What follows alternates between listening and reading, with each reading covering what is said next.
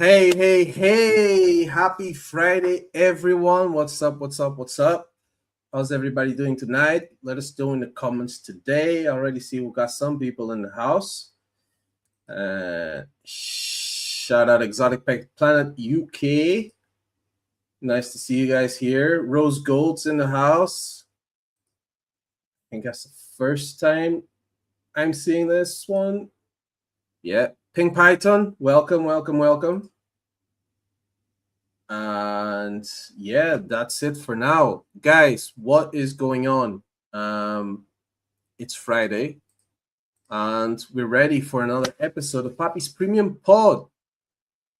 Ladies and gentlemen, as you know, if you're like me and you live and breed reptiles, you know that we aren't here for the clicks or the viral trends. We are here for the true passion. Basically, I started this show because I wanted a place for the real keepers and dedicated breeders to finally have a community within Europe where we can talk shop, share tips and tricks, and basically deep dive into the hobby that we love. We're doing that with one single goal, and that is sharing the passion that drives us. And as you know, every week we sit down with some of the biggest legends in the game and some of the newest up-and-coming prospects as well. My name is Roger from Pappy's Premium Pythons, and this is Pappy's Premium Pod. Quick disclaimer, ladies and gentlemen, Pappy's Premium Pod is sponsored by ProHerper, the European leader in reptile genetics, specializing in sex identification, genetic verification, and disease testing as well. Join the global hashtag Breed Different movement now and get the best value for your money by starting to shed tests with ProHerper today to verify your reptile's genetic potential and to maximize your collection's value. ProHerper is known for its fast turnaround times, high quality tests, and European-wide accepted certificates. So, ladies and gentlemen, tonight, once again, as you can tell by the people in the comments, we're heading to England. More specifically, a little town of Northampton. We're going to sit down with a breeder who is truly shaking things up, in my opinion, obviously. Everything and anything I say in this podcast is purely my opinion. So, he is an intentional breeder who has been absolutely killing it with the combos he's producing. And he's not afraid to work with the most cutting-edge new morph the hobby has to offer.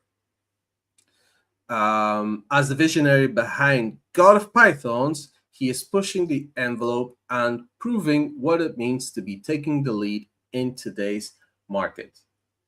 So, without further ado, ladies and gentlemen, here to share his journey, help me welcome Jacek from God of Pythons. Yo. Good evening, everyone. So, Roger, thank you for having me here. Man, come on. It's an absolute pleasure. Like I said, this is about, getting a face behind the name, getting to know people and their stories. I messaged someone about coming on the pod, and they were like, I don't know if I'm good enough to be on the podcast. I was like, what the hell are you talking about? It's not like I'm not here interviewing Justin Kabelka to know how to become a top breeder, in ball python or whatever. I'm just here trying to get to know people and, letting other people get to know the guests that come on the show. That's what it's all about. Love talking snakes. Yeah, it's all about talking snakes and just hanging out, having a bit of fun. So if you're out there and you're feeling some kind of pressure, don't. Just look at Edward from Opus Pythons. He just had his first clutch like yesterday or the day before, his first ever clutch. And he was already on the show a couple months ago. So before even dropping his first clutch, he was already on the show. That's good. That's what it's all about. It's all about people getting to know each other. And anyway, I can ramble on forever. Let's see who else is in the comments. We got Andy in the house as always. Hi, Andy. We've got Anthony Hildred. What's up? What's up? So let's get started, man. How are you doing, actually? First of all, been a good week. So far so good. Yeah, so far so good. I would say a bit struggling with my back pain, but yeah, it's okay. Back pain? Oh man, that's not so good. Yeah, I'm working on it. I'm working on it. Was it working or something? Did you hurt yourself or? Yeah, kind of. Yeah, but we have better subjects to talk like. Straight into the snakes. I mean, yeah. But I mean, let's start from the start. For those who don't know, Jacek is originally from Poland, and he moved to the UK.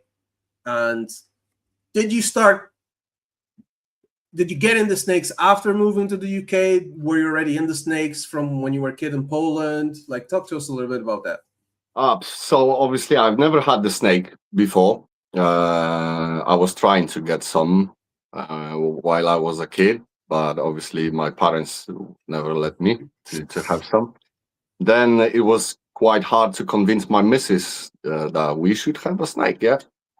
But yeah, in 2019, I got my first ball python. That was a pastel male.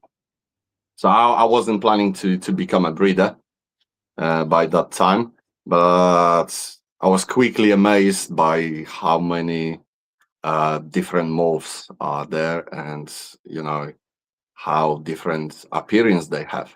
So my Yes. next purchase was a few months later, and I got myself the Killer Bee Coral Glow, Yes. which was amazing. And then I was starting searching for the third one, yeah. And I don't remember on whose YouTube I've spot the panda pite, yeah. And I was like, that needs to Probably be my just third snake, yeah. yeah. But yeah, there was no. I couldn't find like the panda pites for sale, yeah. So I started like digging into it until I found it, and it cost like 12,000 back Yeah. to the day, yeah. And I was like, "Are you serious? Are you serious?" Yeah. So then I just started thinking like, okay, so how can I make it? And this is how it started, yeah. So I started like studying all the genetics and stuff, and I remember watching the Brian Barczyk. He's like overdoing, like, oh, this is the, and I was like, oh my god, trying to catch up with him. Yeah. Yeah, that's not an easy mission, right?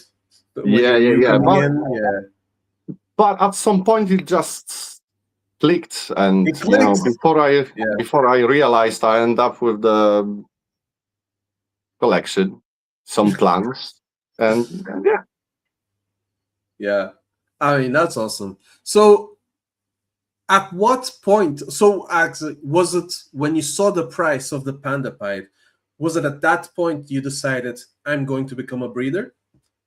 No, because then once I wanted to like start studying the genetics, yeah, all the basics, it was a black magic for me.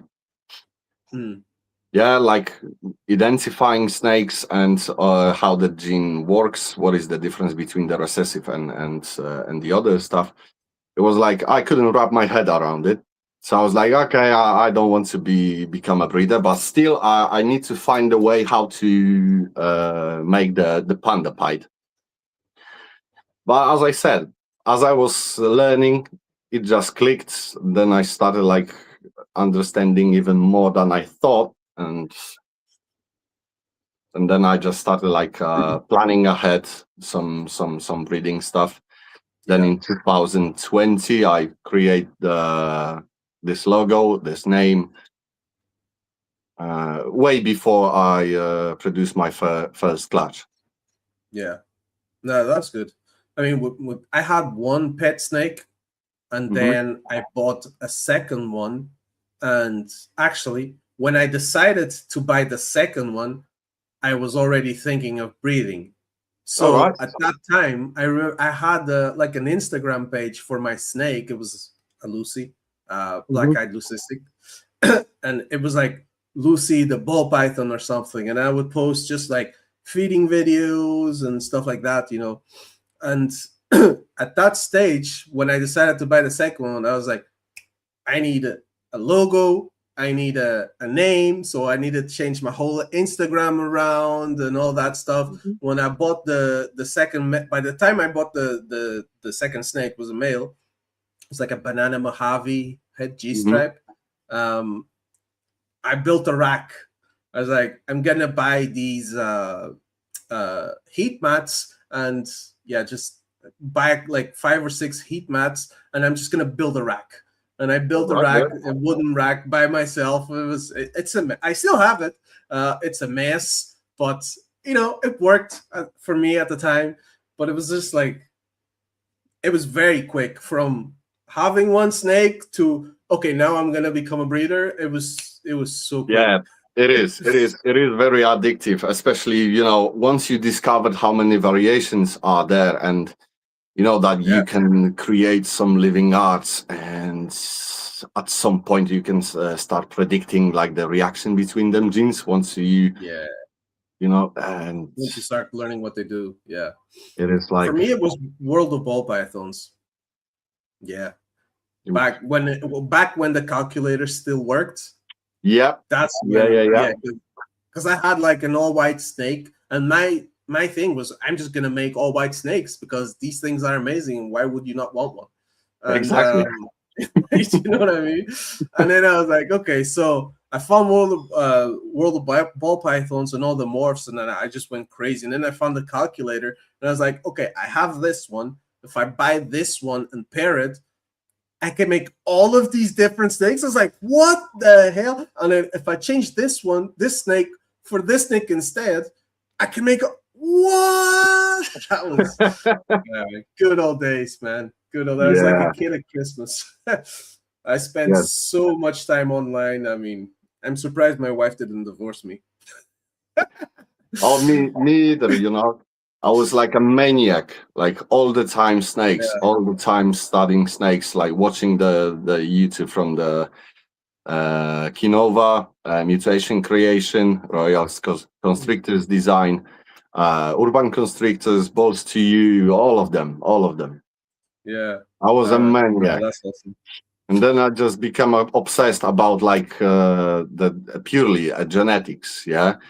So I love the egg cutting videos, especially if they gave us a time, Yeah, to see exactly. the snake before telling us what What exactly it, is what over it there. So I was. was Yeah, like yeah. trying to identify the snake Trying before to them. guess it. Yeah, exactly. And I mean, I still do that today. With sometimes Canova releases some videos where they do that. They're like, try and guess the morph. You know, it's like 2 condoms and one recessive, and you're like, it's this. Yeah, yeah, yeah, Still yeah. I testing love it. myself. I love it. But anyway, so are you a full-time breeder first of all, or are you just doing this as a hobby? I'm not the full time breeder. I still have a full time job. Yeah, fair enough. So is this just like what I see the racks behind you? Is just like a room in your house, or do you have a building for it? Or No, I've made the entire room. Yeah. yeah, okay, I'm planning to yeah, build a outside facility. yeah, yeah, like in like a shed or something, or Hmm. Yeah, yeah, yeah. okay. Yeah, that's also. I wanted to do that, but then my wife said, "No way, you're taking up my garden space." I was like, "Damn it, can't So win, yeah, can't win." my missus is very supportive. She even pushing me to buy more snakes, but I'm like, hold Oh, on, hold really? on. Yeah, yeah, yeah. Wow. And she was Damn, that's a keeper. always very supportive. Yeah, so I can't say anything. I She mean, was always. yeah, I can't really complain too because my wife, she didn't like snakes at all. At Mhm. all. I remember the first time I took her to a pet shop when I decided I was gonna start keeping snakes. I took her to the pet shop for her to hold one. just to see what it was like. And she's like, she couldn't do it. She couldn't touch it. She was sweating everywhere. And then I was like, oh shit, we're gonna have some troubles here. But I managed to turn her around, and because it is like it's a very that's the whole misconception about snakes, right? Because she's like, oh, what if it's venomous, and what if it eats you, and all this, and I was like, no, it's they're small, they're non-venomous. Like I was looking deliberately for YouTube videos where people were getting bit, so I could show her. And I remember there's this guy in America, he had a little like a snake around his neck, and it locked on to his jugular, and like it bit him in the neck. And the guy was just sitting there with the snake biting his neck, and he's well, okay. So that happened. So like no reaction, and I showed it to her, like, see, if it bites you, there's like nothing happens. Not a big deal. Not a big deal. Not a big deal. So then, she agreed I could get one. I got one. She fell in love with it. So then I went crazy, obviously. But now she's telling me like, yo, you need to slow down because the savings account's getting smaller and smaller. So mine wish that I would add the Axanthic into our collection. Yeah, she really loves the Axanthic, and I'm planning to add the Axanthic. I love this comment here. I've never asked permission. I just act surprised when my partner finds them.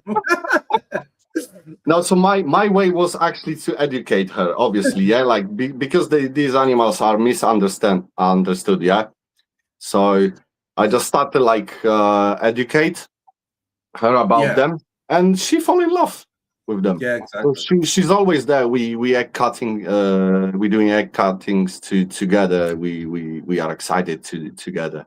She just get lost how many snakes we have right now and what we have right now. Yeah. No, that's awesome. I pulled the clutch today, and she was at work, so I waited for her to come home at lunchtime so that we could pull the clutch together to get her more involved in it as well. And she was happy. Happy wife, happy life. Yes, 100%. Anyway, okay, so let's get in a bit of the UK market as it is, because obviously England has a very vibrant reptile community. And my question for you is, what do you think is one thing that the rest of Europe or the world can learn from how the breeders in the UK are currently doing business? Oh, this subject is actually quite hard for me because I'm not the kind of person that is very interested about what other people are doing. I'm mainly focused on how I'm doing and how I'm working with my stuff, to be honest. Like what I would point it out, and that would obey to everyone. I would say don't underestimate the marketing. The marketing stuff, and not always the lowering price. It's a good thing. No, that's awesome. That's fair enough. I mean, it's one of those double-edged swords, but because otherwise I don't know what would be doing better than the rest of the Europe, obviously, over here as a market. I can't find anything. No, that's fine. Let's see. What's actually, since you're talking about you do things your own way, what's your process for evaluating how like a new trait, like say a new trait or like a new morph, if it's worth the investment or if it's just another trend that will go away after a while? So basically, I'm like, whenever I'm approaching some kind of gene, first of all, I want to see the variance in the quality of it before I will make my investment. Yeah. I'm not buying the snakes based on the price, so the cheaper, the better. So first of all, I'm trying to find the best, absolutely the best quality I can ever find, and it doesn't matter if it's sold already or it's someone's holdback. Yeah. If I want to invest into that particular gene, I'm taking the screenshot, use this the best example as a template, and then I'm making the decision to buy the snake. And before I buy that snake, I have entire plan for it. So what I would like to do with it, what is my next step, and yeah. I'm thinking ahead. I'm thinking Yeah. ahead, Thinking like ahead. 5 years ahead. So exactly this season, the classes which are coming, everything was planned 3 years ago. Yeah. Nice. Yeah, that's good, I guess. And we'll get into that a little in a little bit, but just another quick one here. What's one piece of equipment that changed your facility's efficiency? Ultrasound. Ultrasound. Okay, good one. Yeah, Mm, ultrasound, and I would say the laser heat for checking the temperatures. yeah. But Okay, yeah, the mainly you the have ultrasound. those laser pointers you have. Is it just one of those that shows the temperature? Yeah. Like when you point and shows it, okay, just to know. Because I saw this week over in the States, is it Herpen Harvins or someone? They Mhm. they were posting about one that's like an infrared where you could Right. point it and you could see the image and you can tell like where Oh, it's nice. hottest or yeah. It's I was like, oh, that's interesting because they were talking about how I think it was a rack with maybe heat cable. I don't know Hmm. for sure, but they were showing it in sections and how like bottom levels are hot, like proper temperatures. The Hmm. next one proper temperatures, but then on the top one, like I think maybe the top row, the temperature was only going like halfway, and Yeah, then the yeah, yeah. rest of it there was I don't know, the cable was dead or something. There was no heat, so it was an interesting thing to see. If you guys check out the Herpen Harbin's Instagram page, you'll find it there. I was like, meh, that's quite interesting actually. I never thought of it, but just another piece of equipment, I guess. Oh, yeah. Yeah, I'll consider buying it Yeah. definitely. Yeah, ultrasound something. It's one of those things. It's on the list. You can't get everything at once, but Oh, yeah, and there is a massive amount of data that I was able to gather from the ultrasound. It's not only about the efficiency, breeding, and stuff like that, but the change in the snake's behavior during some stages. I mean, obviously the females, yeah, how they behave. So yeah, yeah, yeah, you could really it was point. a game changer. Game Yeah, changer equipment. yeah. So you can really point like I don't know between 5 and 10 millimeters, the female's doing this. Hmm. Then between 15 and 20 millimeters, the female's doing this exactly. Okay, yeah. No, that's interesting. Very good. So, tell me this: what's the most expensive lesson you've learned since you started breathing?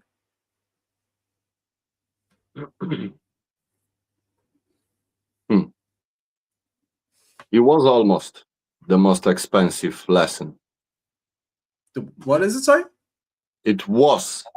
So I don't really remember like if I had any like very expensive lessons, but it could potentially end up with a most expensive lesson. So it was the most important clutch 2 years ago, and I had some issues with a lead in my incubator, the lead from the box, yeah, Okay. and the eggs were getting like dehydrated, like the dented. at the, and I was just keep adding the water, and nothing was working. Yeah, but since they were like slightly dented, I wasn't like, there was no reaction from me yet. Then I think so that was at day 31 or 32 when I actually opened the box and I pick up those eggs, and the bottom of the eggs was even more dented than the top, because the vermiculite was already sucking up all the moisture from the eggs. And I was like, what the hell is going on over here? Yeah. So then I just spotted that the lid has some white, like when you're trying to open it, there was some holes in it, and the entire humidity was wiped off. So literally, when I pick up the egg, I could literally touch my fingers across the egg. Oh, I was like, there is no way that they survived. And I was like planning, like, what should I do right now? Should I cut them, save them? So what I've done to save them, I cut the entire clutch, and I started injecting water in directly into the eggs.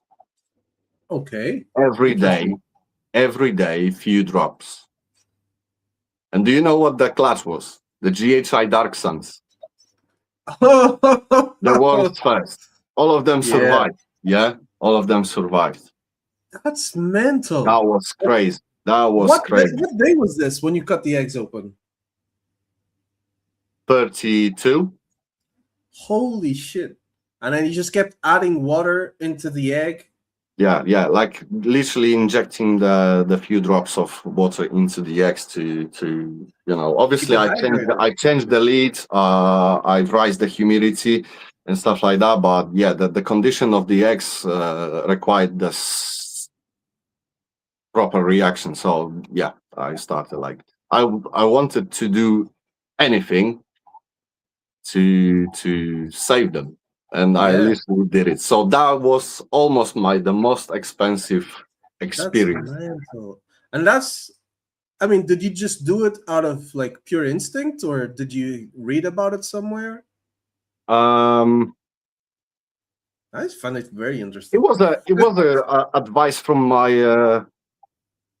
my friend, but he didn't literally tell me to inject the water inside, but he was like, let's check how it looks inside. And then I was like, maybe I should like add a few drops so the egg would start looking normal. Yeah, so that was the most crazy part of it. And all of them were healthy. And yeah, that was the most crazy thing. And then the best experience was to hatch them. That was my literally the first world's first snakes. So yeah.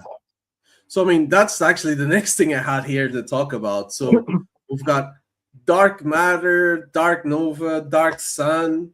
Mm-hmm. Maybe some people on the comments are listening to this going, what the hell are they talking about? So so I would compare it to the Ivory Freeway Highway. It's the same. Yeah, it's absolutely the same. Yeah. So the dark matter on its own, it's kind of like a super asphalt. Yeah, because it's the highest demand.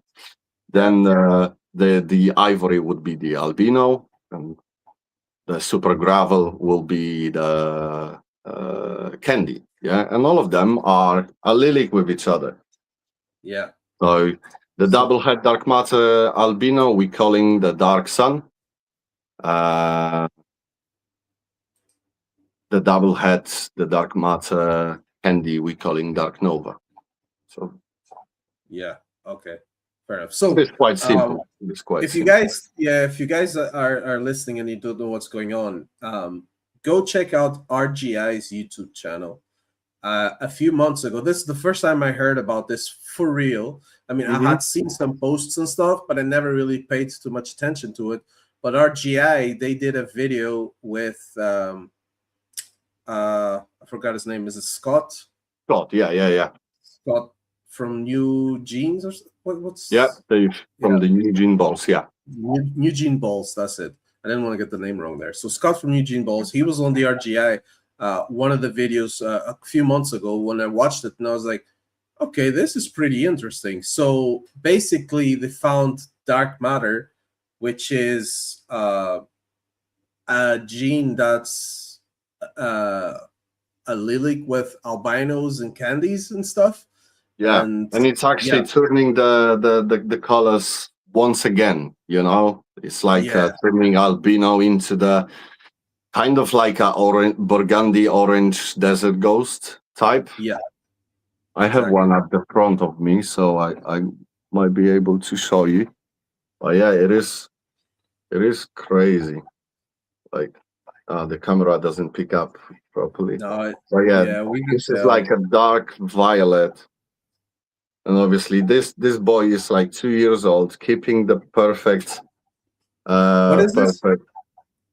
This is the Dark Nova or This is Sun? the Dark Sun? dark sun. So it's a double head dark matter albino. So you turning albino into something like this. Dark. The deep oranges.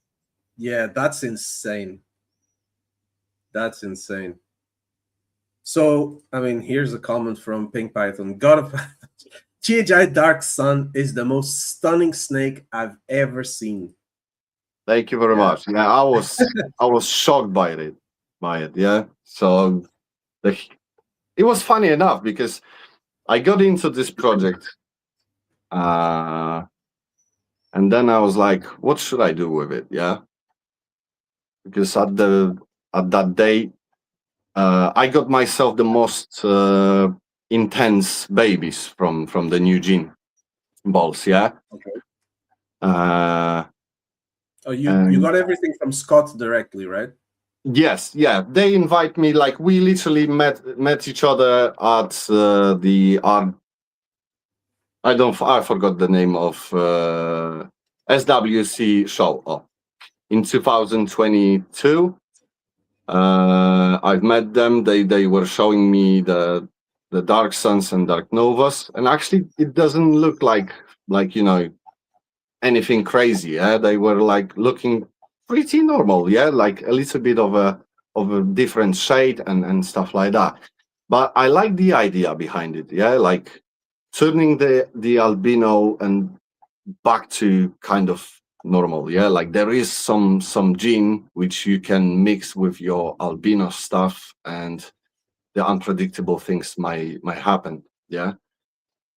Yeah. So once I decide that yes, we can make a deal and I will join this project, and they were offering me the adults, but I wanted to see their entire collection before I made the choice. So it's basically like I need to find the best example.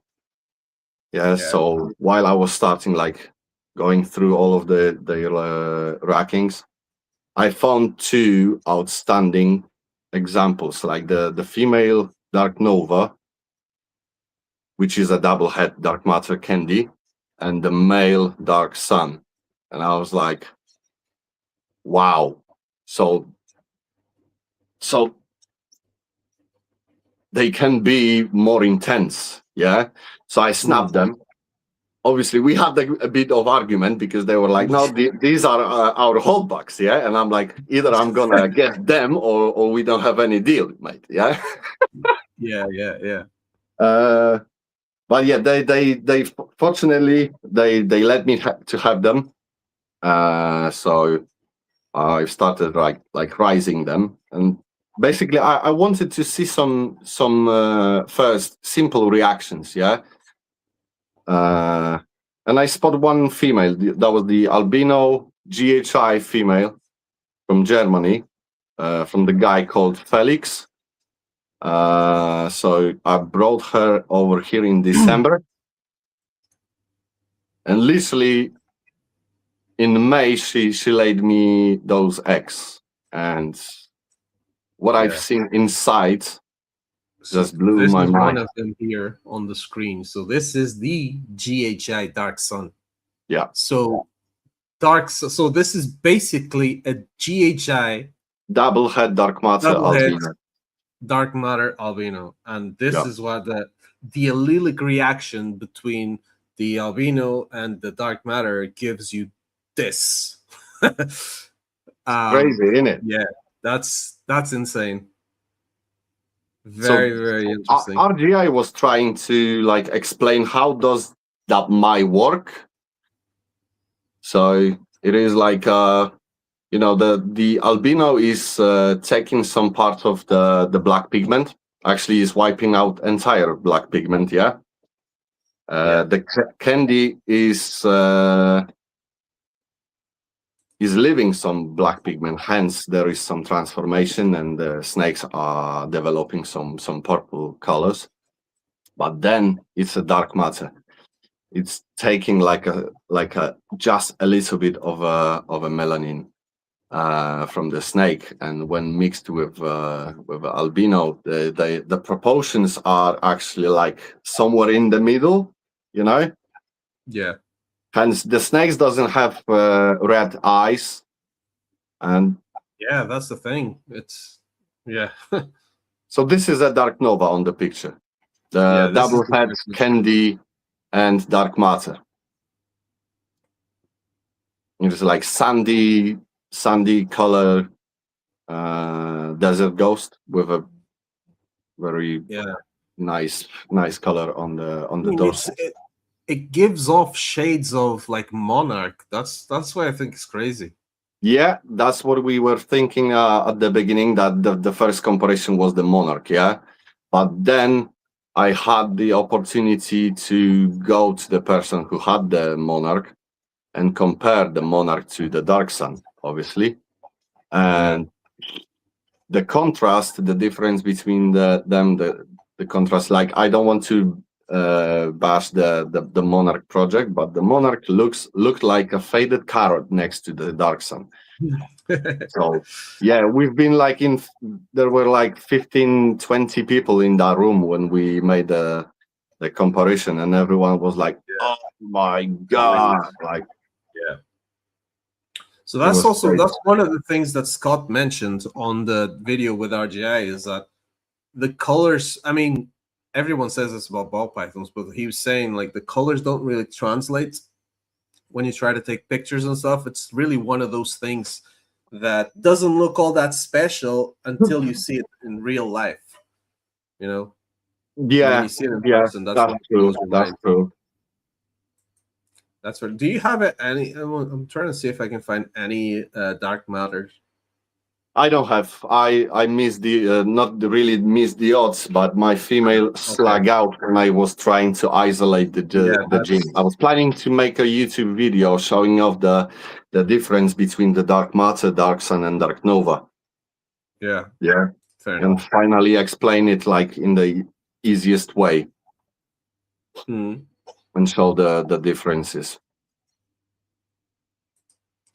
Very good. That's very interesting. Speaking of, I don't know if you guys know about this, but recently, Pro Herper actually posted that he's now got tests for Dark the matter. dark matter stuff, Mhm. and yeah, obviously Dark Nova, Dark Sun. Those are just the lily combinations of head albinos and head candies with the dark matter. So, speaking of, let me take a quick second to shout out my sponsor, Pro Herper, ladies and gentlemen. Order your tests at proherper.com. It is a company trusted by more than 1,000 breeders all over the world. And yeah, basically, any shed test that arrives by Wednesday will get the results by Friday that same week. So you can see all the ball python tests available there on the screen. All your usuals are up there. Some of the tricky ones, laces there, mandarin, different strains of fire, which I didn't know until, well, I guess the start of this year that you had different strains of fire A and fire B. But we live and learn. Different strains of Ultramel. Yeah, all the stuff is there, guys. Check it out at proherper.com. We have some corn snake tests for scaleless and microscaleless, sex determination tests as well. Scaleless head is now an available test for ball pythons also. And you can see all the prices on screen there, guys. Up to 9 animals, €35. Up to 49 animals, €30. More than 50 animals, €25 per test. And additional tests on the same animal is an extra €20 on that, on top. So check out my guy Jurgen at proherber.com. And yeah, ProHerber is, or sorry, not ProHerber is, Pappy's Premium Pod is sponsored by ProHerber, and we appreciate them backing the pod. So back to it. Yeah, I always have to throw that in there. Yeah, big shout out to Jurgen. I love the stuff he's doing. He's working on World of Ball Pythons. So if you guys Yes, don't know as that's well, a he big thing. bought that. Yep, he bought it. He is transforming the whole thing. He's making it better. He's incorporating, geez, AI into that as well. So I mean, it's gonna be sick.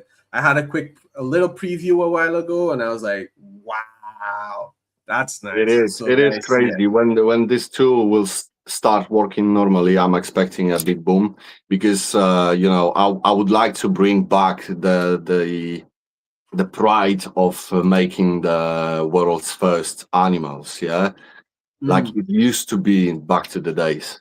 Yeah, exactly. I mean, it kind of still is, but it just depends on what. If it's like something really hyped, like Hmm. the last Tinley when Holker's Herb produced the puzzle paint. There's Hmm. such a big hype. Oh, he hit it. He's gonna unveil it, and everybody's like, "Wow, world's first, world's first." But if you hit like a world's first clown something, everybody's like, well, whatever. Do you know what I mean? Hmm. Because it's weird that it's not a big thing anymore. Uh, but I guess if you hit the world's first, I don't know, yeah, like you said, puzzle paint, then it's a big deal because those jeans are hot right now, and I Yeah, guess yeah, yeah. people just want what's hot. Whereas I guess back then, everything you made was hot because there wasn't that many. You know what I mean? Yeah, that's true. But Uh, still, the amount of the world's first snakes right now, it's like yeah, every year we producing the yeah, world's first, and yeah, exactly, yeah, I would like to exactly. bring back that energy Yeah. about Well, being more creative. yeah. Let's hope. Let's hope. So, I mean, how many animals have you got in your collection? So before the hatching season, obviously I had just the first clutch, which is still in deep in shed. I have right now like the 70 snakes, 70. Okay, and I'm that's good. expecting 100 babies to come in. Okay, so I don't know how many clutches is that. My math is Around terrible at this time of the night. 15, 14, 15. 14 clutches. My average Okay. it's 8 per Oh, okay. clutch. Yeah. So you're going up this year. Yeah, but like you said, I mean you were growing animals for 3 years for this season, right? So yeah, Not it's really, just not normal. really. No. Most of my females are laying eggs before hitting 2 years old. Ah, okay. No, So, because so yeah, earlier you the mentioned entire plan was projects. yeah. Mm, gotcha. Yeah, fair enough. So what's the future then for God of Pythons? Like how much more do you want to grow? Like what's a comfortable number that you think you'll stay at of animals and clutches per year? Um, What's it's a your hard plan? question What's because I'm limited to the capacity of this room for now. So I would like to keep the numbers limited. Also because I'm developing the new project, so I would like to keep the numbers limited and don't yeah. overproduce it. But yeah, like the sky is the limit, to be honest. once I'm gonna reach out the desirable level, I'm going to use all the energy to grow even more, because all of them projects right now I'm more focused on basically on 3 projects, and I'm planning to add another one. So the first one, number 1, is obviously Dark Sun Clown. I'm introducing the dark matter into the clown, and I'm attacking this project from many directions to maximize the success of it. So basically, I'm less than 4 years in this project, and probably in 2027 I might be able to show finally the double visuals with multiple genes in it.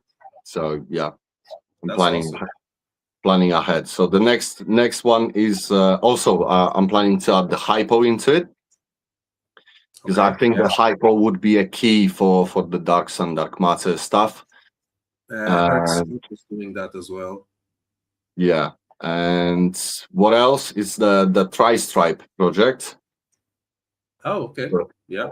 So I'm planning to first of all make the dark sun sunset and make the sunset great again, because sunset is is suffering from losing the contrast during the adulthood. Yeah, they are absolutely amazing as a babies, and then something is not clicking. Yeah, so I think after the ultra male sunset, that the whole sunset thing turned around, and it's yeah, definitely. So I would like to buy this project from different angle. Yeah, like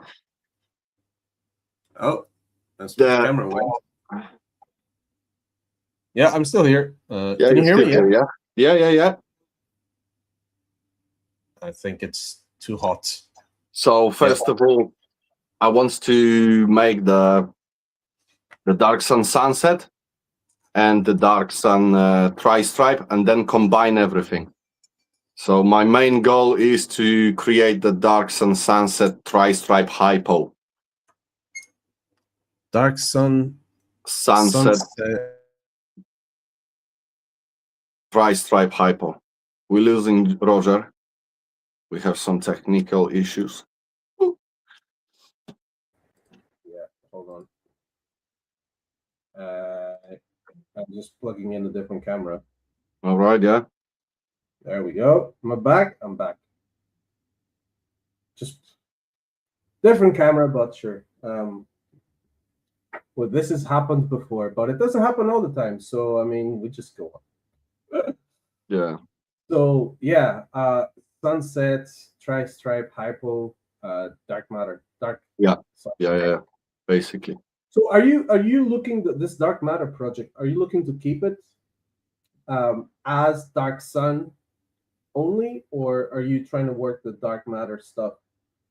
Like obviously, I'm taking advantage of this being a Lilac.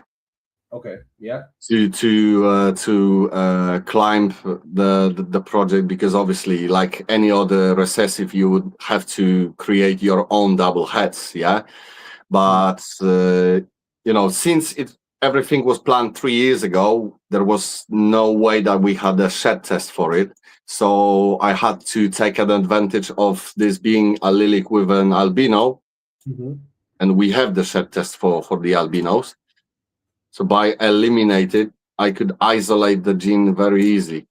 But still, for example, like I have the pairing like Fire Cypress Clown Head Albino bred to my favorite, the GHI Dark Sun, and I can make the Cypress GHI Dark Sun's head for albino, the head for clown. Sorry. Okay. Yeah. So I'm literally taking advantage of this being a Lilac, and I'm climbing up. Yeah, you use it to your advantage. So you can convert all of them projects like you're buying one Krypton and converting your entire clown project into the Krypton and clown. I love the Lilac genes. Yeah, absolutely. I absolutely love it. Do you have a favorite snake? Uh, yes, and it's my Burmese python Oh, okay. behind behind me. Yeah, but if you're asking for the ball pythons, yeah, my absolutely favorite is the GHI Dark Sun. Yeah, yeah, I figured you'd say that. It is. It is. um, but yeah, tell me about this Burmese python. Do you have more species or? So yeah, I had the two carpet pythons, and I'm still doing the rebuilding the entire room, but that needs to wait a little bit more. But yeah, I have two carpet pythons. So one is a jungle carpet python, the pure Chennai, and the other one is a mix of the coastal jungle, Irian Jaya, and stuff like that. Also, I have the hypo head albino Burmese python. I'm not planning to make the dark sun. Oh yeah, what's the name? Eternal Morphs or something. He does the burn balls. Yeah, Yeah. we were trying to do it. I was very close in contact with him because we were trying to like push it even further. Yeah, like add some Hurricane GHI, all of those very reactive genes into it. But yeah, our female keeps reabsorbing at 40 millimeters. Holy shit. Yeah, so we're reaching that point when we're like happy, yeah, but then it's like, and Yeah. it happened like two years in a row. So now we're gonna try to produce some Burmese pythons first. Nothing super crazy. There will be a normals, hypos, and albinos, and obviously pearls. But yeah, and then we might try once again to do some burmbos, because that's another a very exciting topic.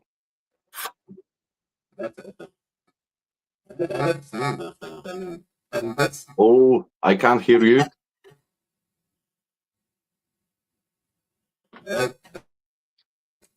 There is something.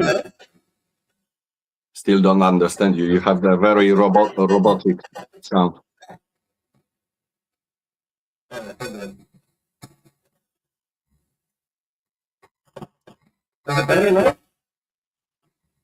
Almost like I can hear the sound, but it's like very robotic.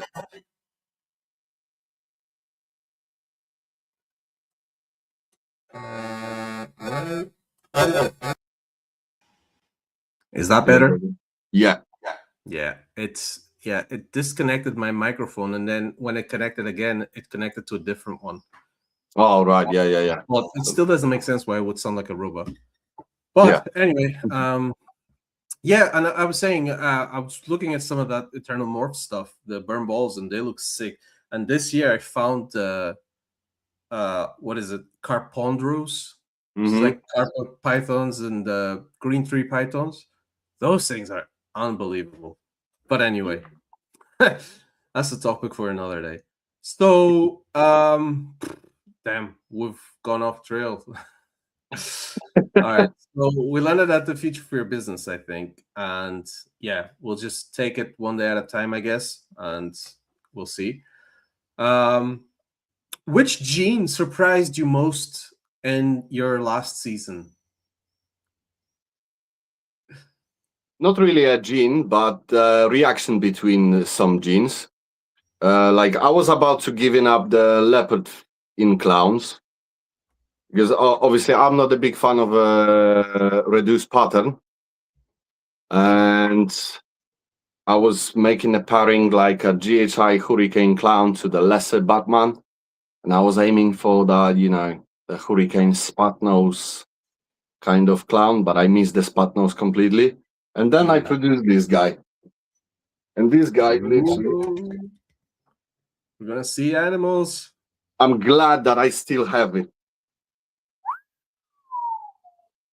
So this is a Hello. literally GHI Hurricane Leopard Clown, and it blew me away.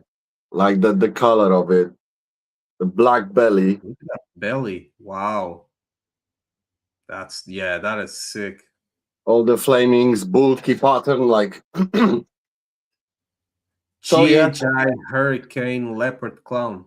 yeah, and like missing just one of those genes, and the snake looks nothing, not even close to it. Because I produced the GHI Hurricane, I produced the Leopard GHI. I didn't produce the Leopard Hurricane on its own, but man, this Yeah, is this is something that I'm going to explore more. So now the next egg cutting in the 1st of July, it's but hopefully a banana version of it, and hope it's gonna be a female. yeah. I mean, those some of the banana clown combos that I've seen recently are insane. They're really bringing banana back. Mm-hmm. Yeah. But all right, in your opinion, what's the best gene to a ball python project right now? Hurricane. I like that answer. Hurricane, because it fits absolutely every single project. Mm.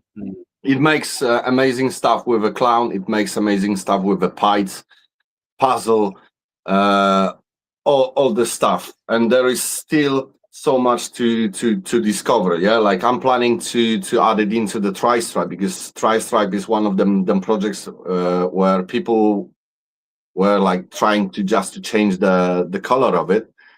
Yeah. But I'm about to destroy that pattern and make the absolutely unique snake. Okay, I'm looking forward to seeing that, because tri-stripe still hasn't convinced me. So I'm always Alright. open. I'm always open for people to change my mind, and I want people to change my mind. So that was the thing with tri-stripe for me, was that I was thinking you can only really work color Yeah. with those things. So if we start seeing some combos that disrupts the pattern, then I can't wait for that. So yeah, my Yeah. first plan for the tri-stripe was to make a GHI Mojave tri-stripe, and you can Google it, because Zach from Canada hit one in 2022, I believe. Mhm. And dude, that thing is amazing. So then I started like thinking what I would add next to it. Yeah. So I came out with the leopard and the hypo Okay. as well. And since I have the GHI Dark Sun, I have the albino tri-stripe head hypo. I'm going to mix them together. I have the Mojave black pastel, leopard Mojave head tri-stripe. Crazy stuff. So yeah, the future is looks bright. looks very bright. Yeah, and I'm planning to add more, like asphalt. That's has never been done with the tri-stripe, and yeah, I would love to see all of them reactions completely destroy the three stripes and make the very unique pattern. Yeah, for sure. I mean, if you could only keep one project for the rest of your life, what would it be? Dark Sun Clown. Dark Sun Clown. Mm-hmm. Because I know and I believe that I'm going to reach the oranges uncompatible with anything else. Like in my mind, it works like bueno picobello. Yeah, well, we can't wait to see it. So yeah, we've got people in the comments here asking you to show the tri-stripe. the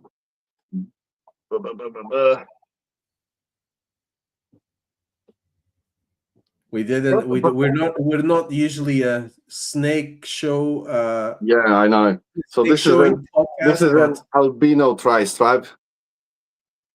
Okay, yeah, we can see that. Yeah. Now you can get that into the dark matter. Now, obviously, I'm planning. Yeah, she's gonna see the GHI. The other one tri-stripe is in the shed. I also hit something called the jungle tri-stripe, and the jungle is an anomaly.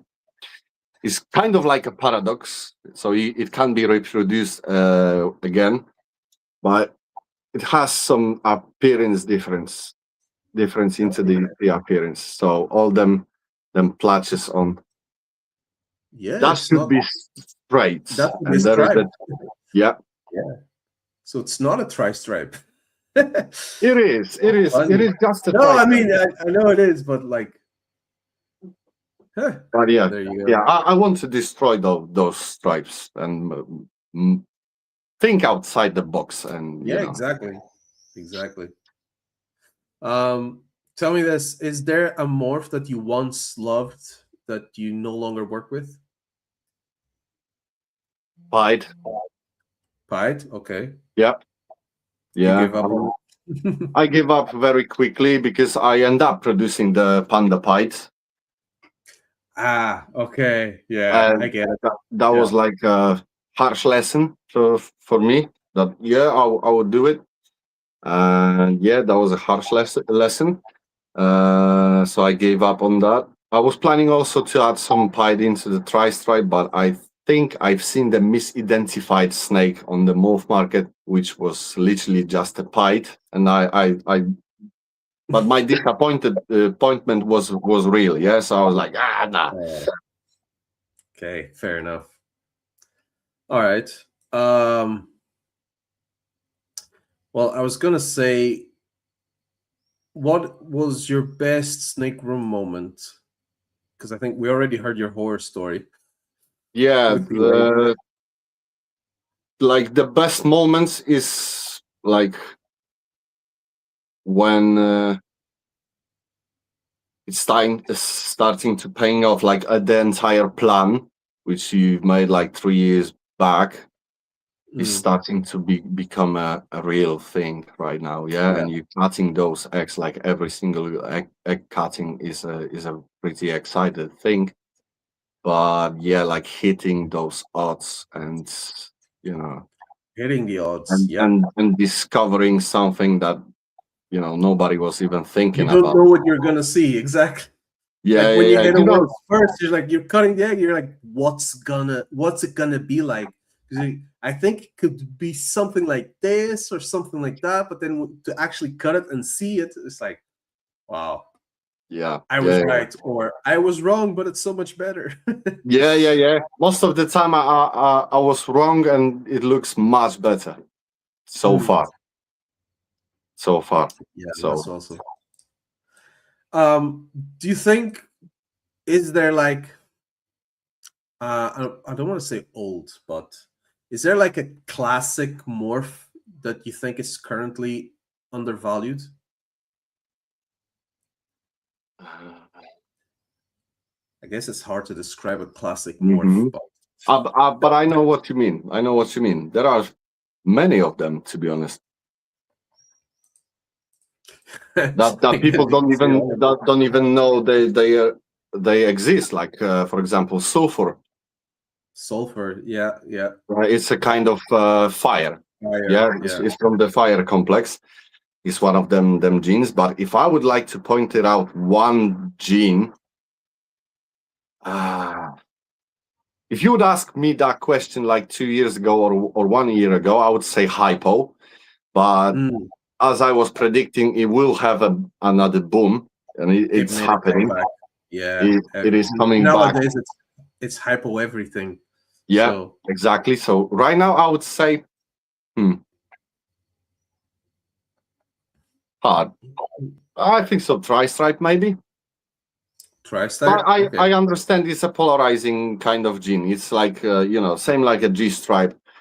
You really need to think what to do with it and what's Yeah. the direction. So it's not like for everyone. Yeah, like I'm not the biggest fan of monsoon stuff.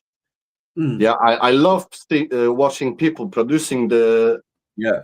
those snakes, but it's not kind of gene which I would like to work with. Yeah. No, I get it. I'm the same. I love looking at it and stuff, but I mean, especially the likes of us when we have a small room in the house and we're limited with space. There's only so many genes you can work with, Hmm and it gets to a point where you have to sort of think: is it worth not just the investment, but is it worth the space that it's gonna take up and take away from my other projects? So I don't think I'll get into monsoon anytime soon. Yeah. Um, But yeah, it's just one of those. Fair enough. So I mean, we've hit the 1 hour mark already, so I'll try not to keep you too much longer. Uh, what is your best snake room pro tip for all the newbies out there? Trying Regular feeding schedule, because that feeding pays off. schedule. That pays off a lot. Uh, you're choosing one time, one day, every single week, constantly. So being constant is a key of a success. Obviously, uh, if snake is feeding, is happy, will produce you some eggs. So this is actually the most important thing. And the other one is keep the hygiene on the top level. Yeah, fair Those enough. those, Yeah, those that's good. two things in the room. And focus, stick to the plan. Don't compare yourself to the others. If you like some certain genes, work with it.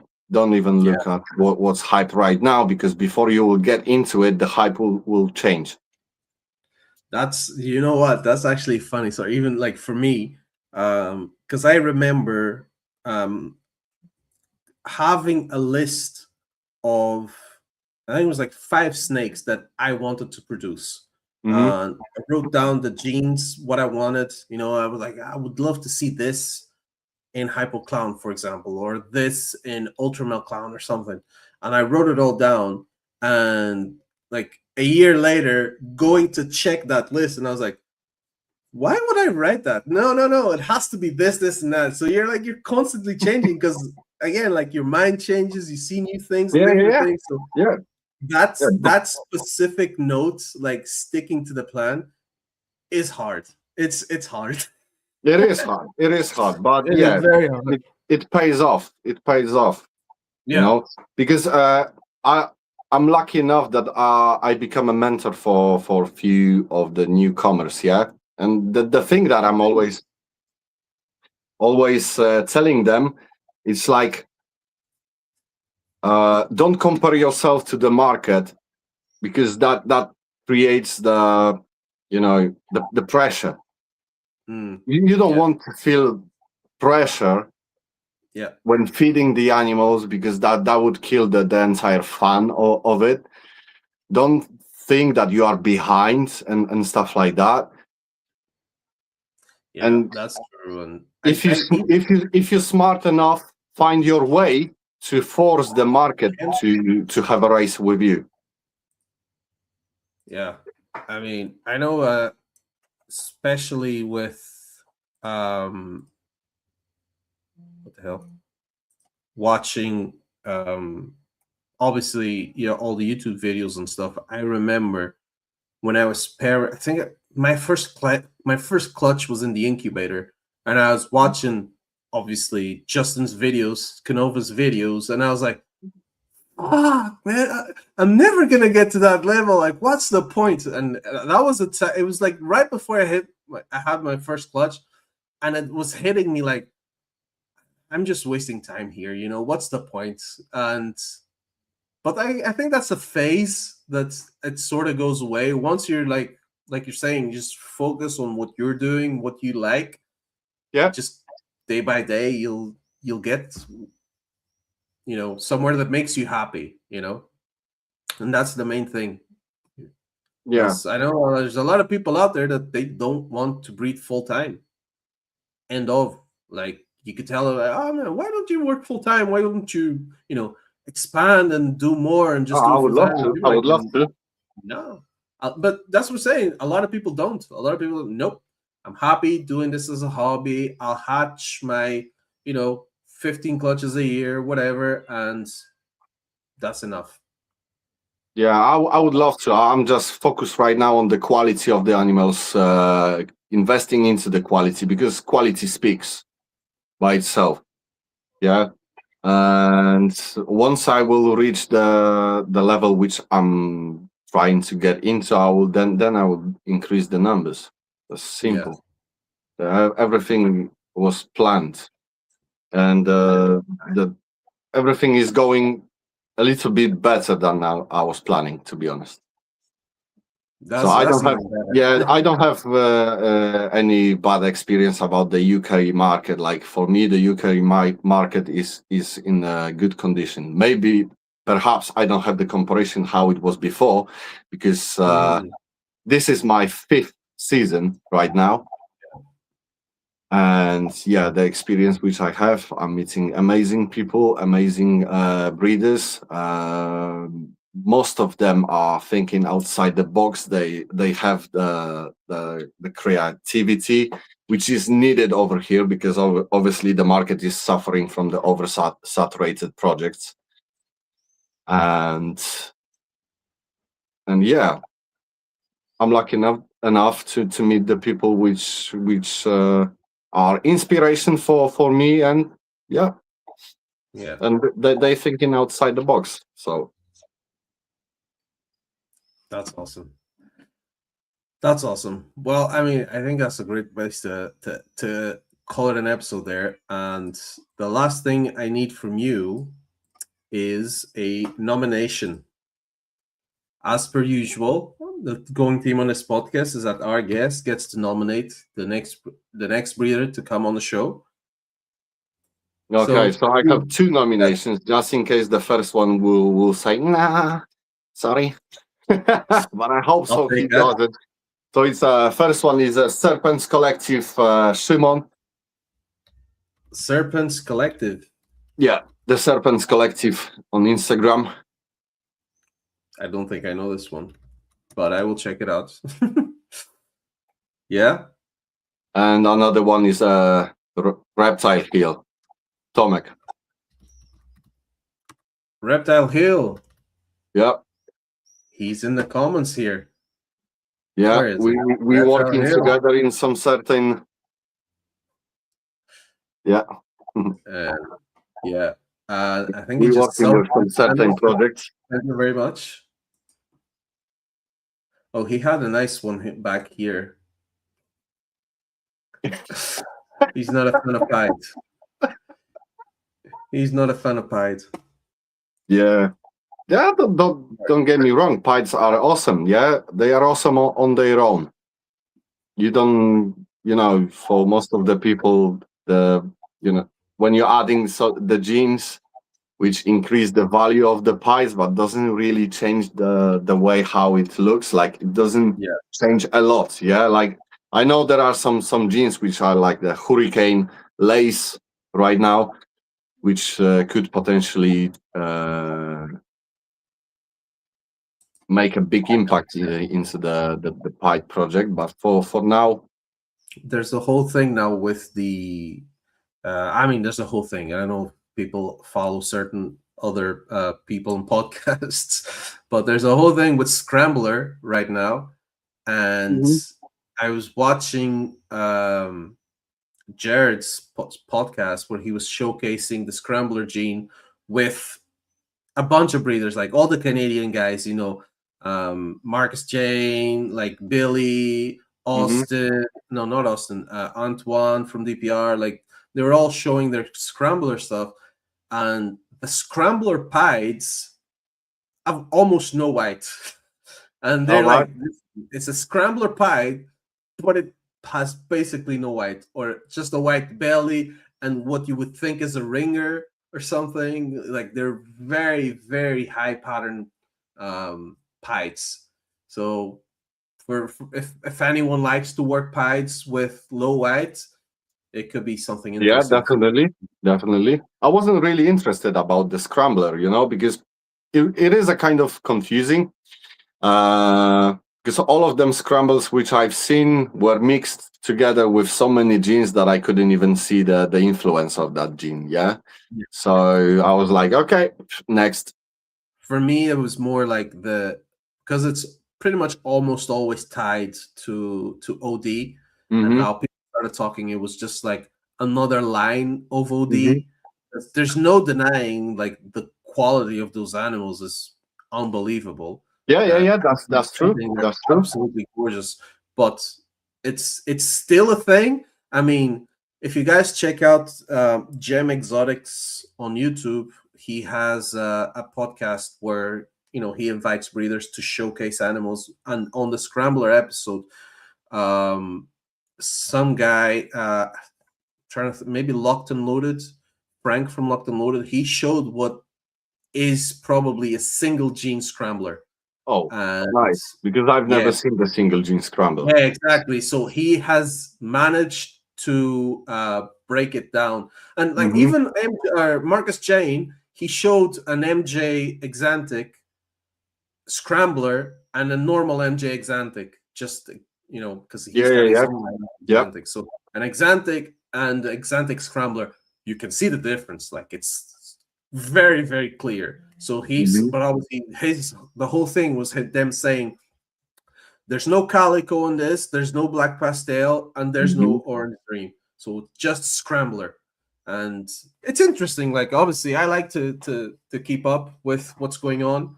So yeah, very interesting Yeah, I stuff. need to catch up with this because I completely ignored the scrambler.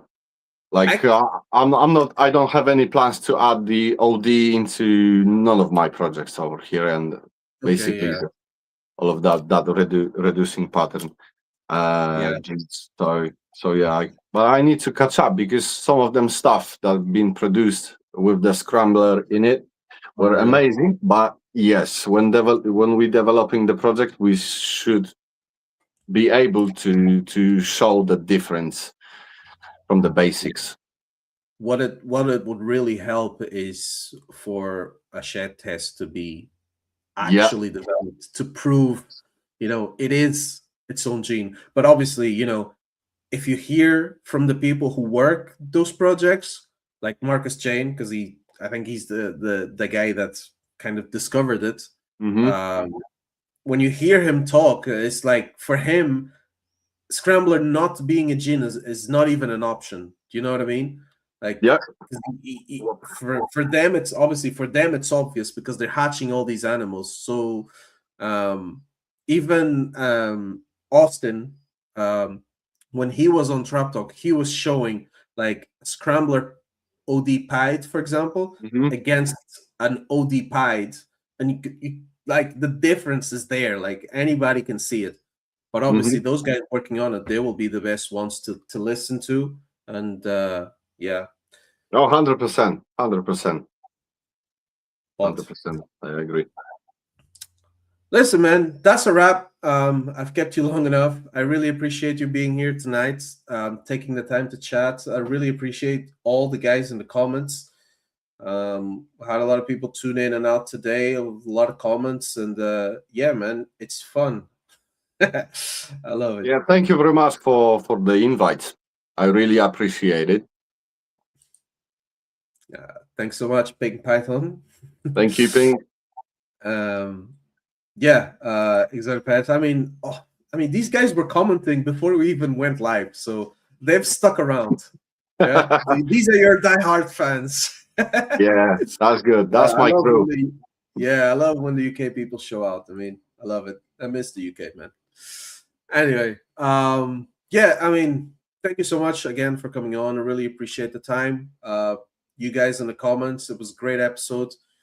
Uh, and yeah, man, I can't wait to see what you produce. Really interesting seeing all these Dark Sun combos, especially when you get Clown into them. Yeah, Yes. Yes. yeah, Yes. I can't wait. Uh, but yeah, It is going to be crazy. I'm 100% sure it's going to be crazy. yeah, fair enough. Listen, man, let me say goodbye to these people. Have a great weekend. Have a great season, and yeah, we'll catch up again soon sometime. Yeah. Thank you Yeah, very much once again. awesome, bro. Take care. All right, ladies and gentlemen, that's a wrap. Big thank you to Jacek for coming on, sharing so much valuable information with us. And what have we got here? It's Python Queen.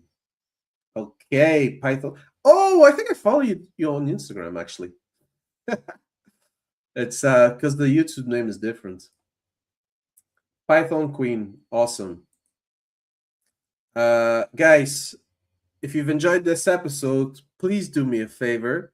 hit that like button, consider subscribing, share this with another fellow keeper or breeder. Um, you guys know that we are building this community within Europe together, and every bit of support helps us keep the passion alive. As always, you can find more of my work at Pappy's Premium Pythons on Instagram, YouTube, Facebook, TikTok, Morph Market, all the usual stuff. The handle's the same, Pappy's Premium Pythons, everywhere. Even my email, Pappy's Premium Pythons at gmail.com. Guys, if you would like to come on the podcast, drop me a message. Reach out to me on Instagram. We'll work something out. If you know someone that would be a good guest, shoot me a message. Let me know. We're always looking to get new people on here. It doesn't matter if they're experienced breeders or newbies. We've got love for everybody on this show. But yeah, guys, that's a wrap. Have a great weekend. I hope the odds gods are with you all. I hope you hit all your combos that you want. And we're back. We'll be back again next week. Same place, same time. You know the deal. And yeah, until the next time, stay focused on the passion and keep those projects moving. Pappy out.